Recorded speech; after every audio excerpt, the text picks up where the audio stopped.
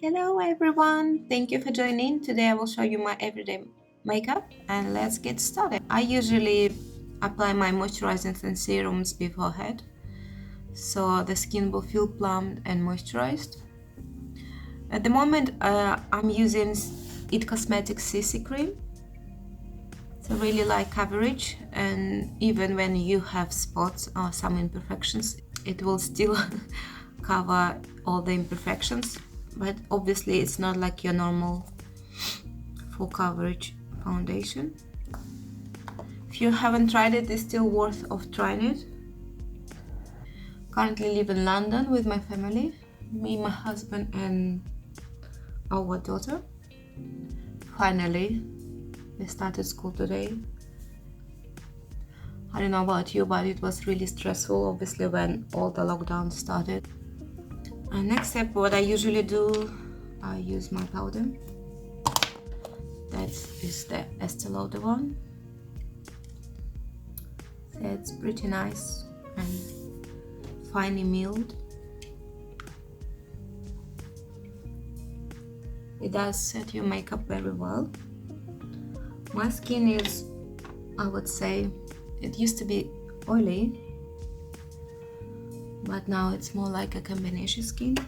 So my next step is bronzer, Bobbi Brown. It's a really nice bronzer. I have purchased it, I would say, when it was over a year ago, and it's still going good. It's still well performed. I wouldn't necessarily say that it will stay forever and ever. It won't, especially when you're running around. You have job to do, right? You have children to pick up from school. You have life in general. But it does give you a really nice definition.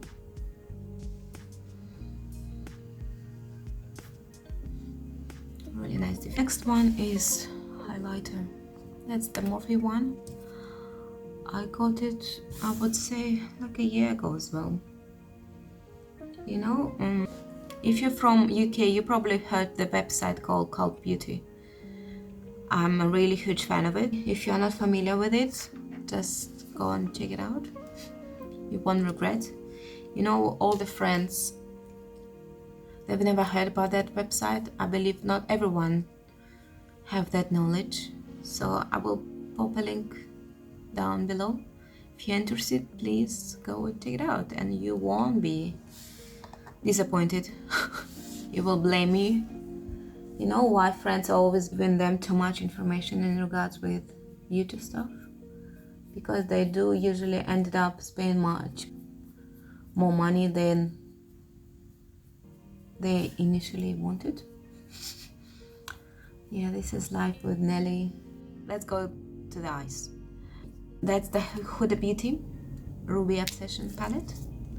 As you can see, I make a dent in quite a few of them. I do prefer to use my fingers so I can feel the eyeshadow itself, how much I put on the eyelid, how good I blend it. So that's the way I do it. So the next eyeshadow palette, what is in my current rotation, is Anastasia Beverly Hills Soft Glam. It was kindly given to me by my friend on the 14th of February. I really love this palette. Really, it's a really nice selection of colors, everyday colors,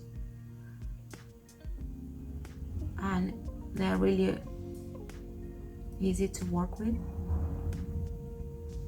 Plus, they blend well.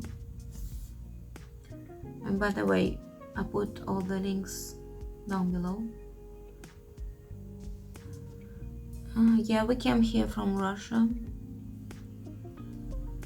We have studied here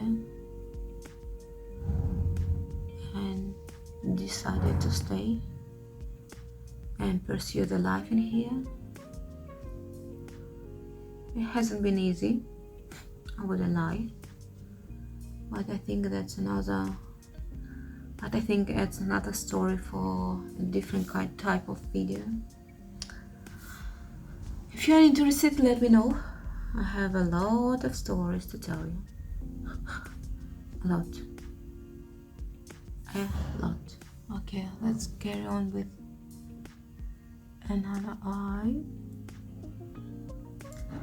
I will try to edit this video as much as I can. That's my first intake, and if you don't like this kind of format, let me know. We will adjust. It's just a try on. Let's see how it will go later.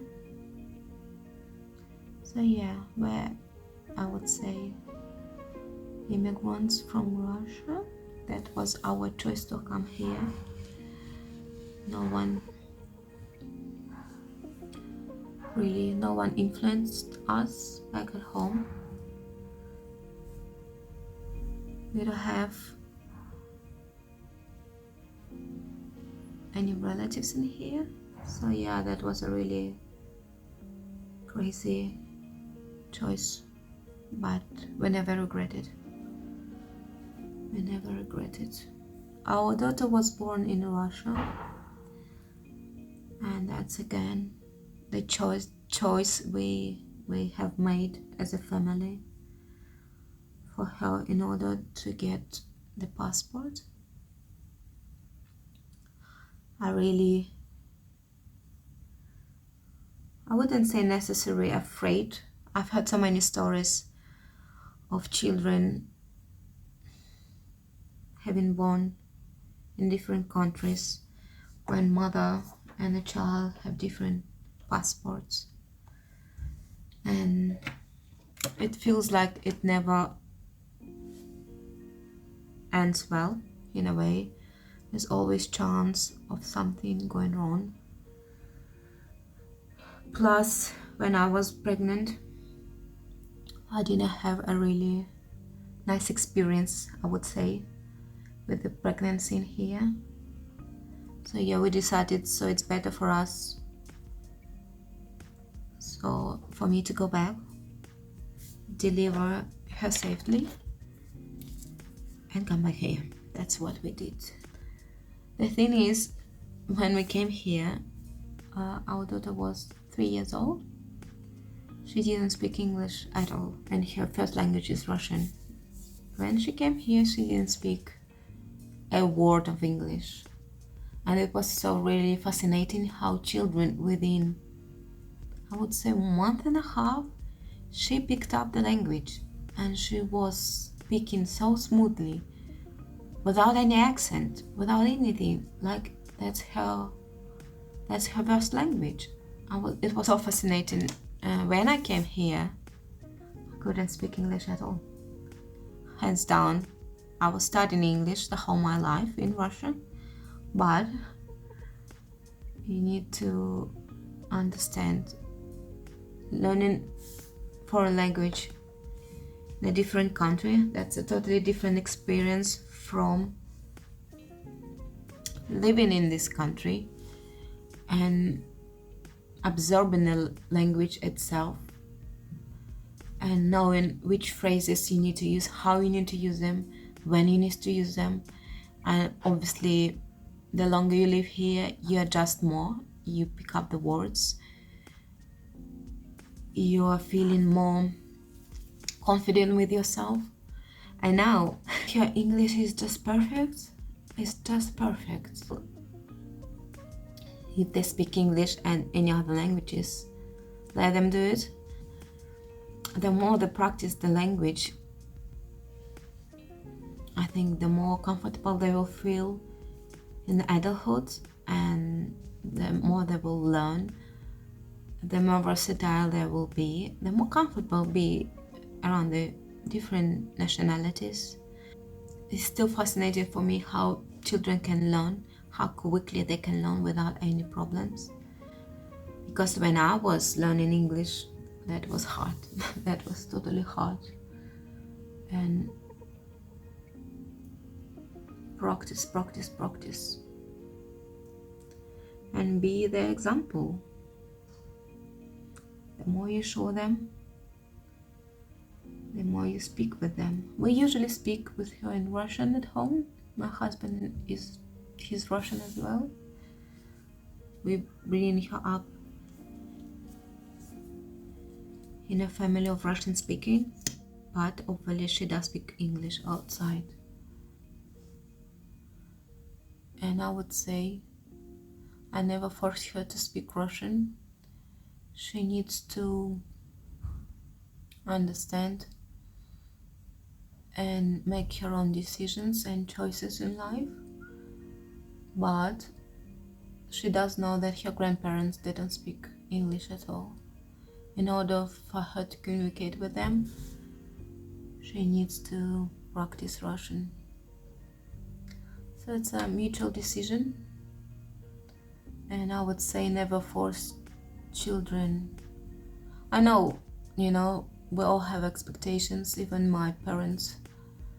They usually say to me, Nelly, how come your daughter's supposed to have this and that? Your daughter's supposed to speak Russian fluently because she was born in Russia.